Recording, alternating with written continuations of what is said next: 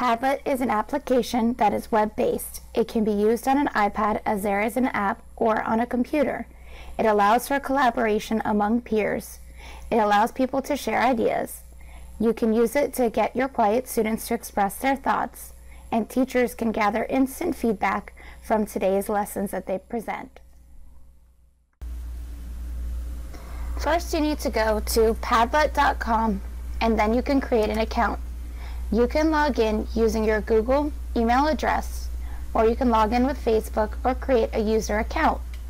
I've chosen to log in with Google because our school district provides us with Google emails. Once you choose your account, you can go ahead and log in. Your dashboard will have all the activity that you've already done, or all the Padlets that you've already created, and anything that's been added to your posts. If you look in the top right hand corner, you can click New Padlet, and this will bring you to a page where you can create your own Padlet. The top button is going to be your home page. Then you have an area where you can create a new Padlet, which is the plus. Your name or your username is next. Then you have a place where you can share or export and get the link. You can always get more information. If you have any questions or need help, you can hit the question mark. And then you can modify your Padlet in many different ways. We're going to create a new Padlet. Once you create your own Padlet and your Padlet is ready, you may wish to modify it. If you modify it, you can have many different options. You can add different pictures that are like small pictures that will associate what your Padlet is about. You could enter a title and a description. You may also wish to modify your wallpaper, which is the background in which you see your Padlet on. As you can tell, there's quite a plethora of options available. There's so many different backgrounds that you are able to choose from. It kind of just depends on what you prefer. Once you've chosen a background, you go ahead and click on it. Then you can go to your layout. Your layout has three options. If you allow freeform, that means that Padlet posts can be posted anywhere and can even overlap. Stream allows it to look like a string of text, and grid allows them to be in a grid form or like in different squares on your Padlet. I usually prefer grid.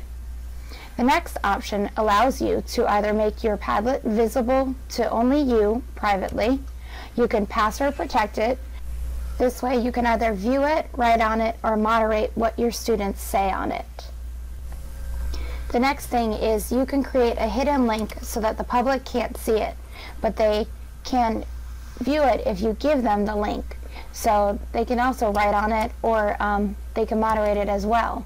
Or you can make it totally public, in which anybody who searches in Padlet can find your Padlet that you've created. You also have the options of inviting people via email, or if they have a Padlet username, and moderating posts to allow posts to be there or not. The next thing is notifications. If people write on it, you can get notified.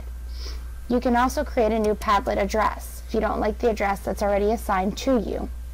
This way you can give it to your peers to write on.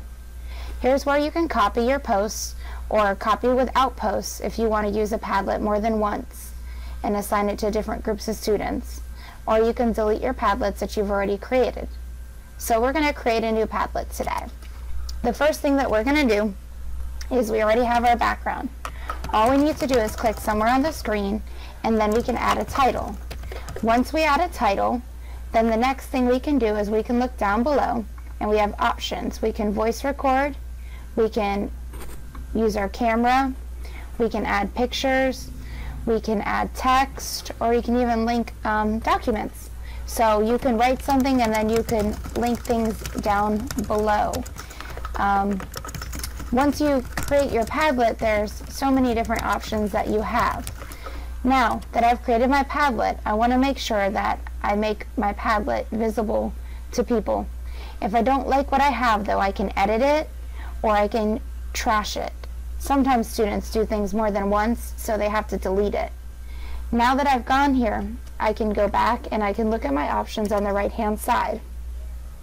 If I click on the home screen, it's going to show me my dashboard and all the Padlets I've created. Here's the Padlet that I've used in my classroom recently.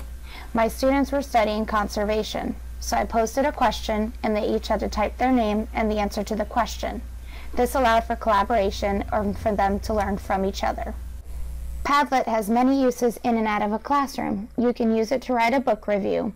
In addition, it can be used as an exit slip for any class or professional development. It can be helpful for an honor wall or during a special time of the year. You can use it for a KWL chart to check students' ongoing knowledge. It can also be used for a math problem, and finally, it can be used to take a pledge.